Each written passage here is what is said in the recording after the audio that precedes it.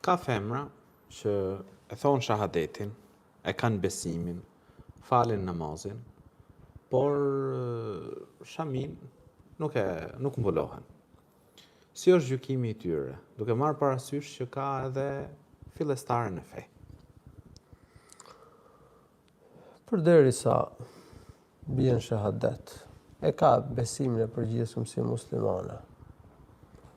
Përderisa është e nënshtruar ndaj Allahut, fal namaz,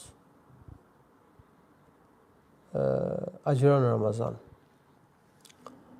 Por nuk mulohet, duke e ditur dhe duke e pranuar që e ka detyrë mulesën, ne nuk mund ta quajmë kafire. Ajo është muslimane, mirë po është mëkatare. Dhe ne i këshillojmë që të mulohen, sepse është urdhër kuranor, është farz. Mosmulimi i femrës është mëkat i madh.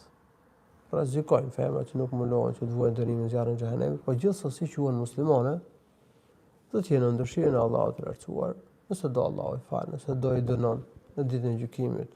Realisht është gjunah i madh dhe meritojnë dënim ato femra që nuk mulohen, siç kuptohet nga argumentet e shariatit. Që duhet këshillohen femrat që nuk mulohen, që të mulohen, të nxitojnë, ta zbatojnë këtë urdhër kuranor, se kur zbriti urdhri kuranor, nxituan gratë besimtarë të kohës profetit sallallahu alaihi wasallam muloheshin, i ndan copat që kishin në shtëpitë e tyre dhe u muluan me to.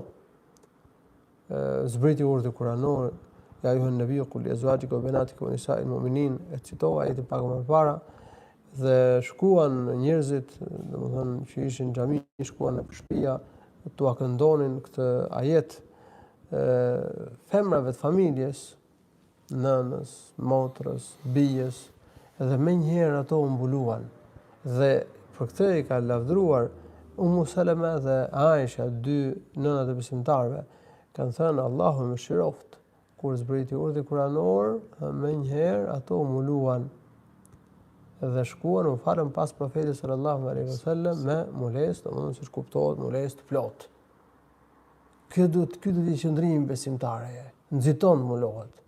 Po gjithsesi, është realitet që ka dhe fillestare, që ka filluar të falë namazin, po ende nuk ka formuar bindjen, ose të tilla i ka rrethanat që ende nuk është muluar, nuk nxitohemi ne që këto t'i quajmë kafire.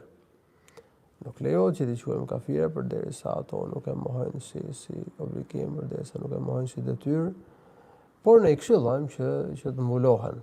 Dhe shpresojmë që në të ardhmen ato të mbulohen.